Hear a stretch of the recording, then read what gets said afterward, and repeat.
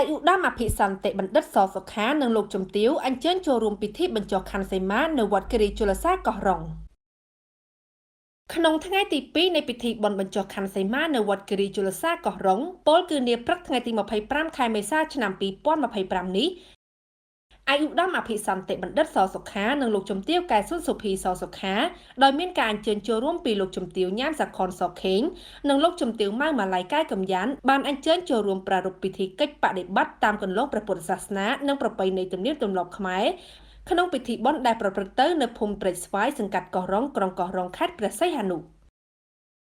នៅក្នុងឱកាសនោះអាយុឧត្តមអភិសន្តិបណ្ឌិតនិងលោកជំទា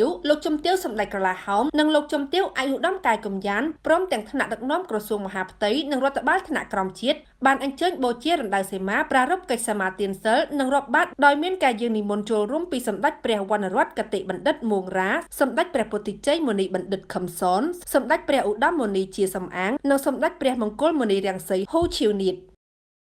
សូមបញ្ជាក់ថាពិធីបញ្ចុះខន្ធសីមានៅវត្តគិរីជលសាកោះរ៉ុងបានប្រារព្ធធ្វើឡើងរយៈពេល3ថ្ងៃដោយពិធីកាត់ខន្ធសីមានិងប្រារព្ធក្រមអធិបតីភាពដ៏ខ្ពង់ខ្ពស់សម្ដេចក្រឡាហោមសខេងឧត្តមក្រុមប្រឹក្សាព្រះមហាក្សត្រនិងលោកជំទាវញ៉ាំសាខុនសខេងនាព្រឹកថ្ងៃទី26ខែមេសាឆ្នាំ2025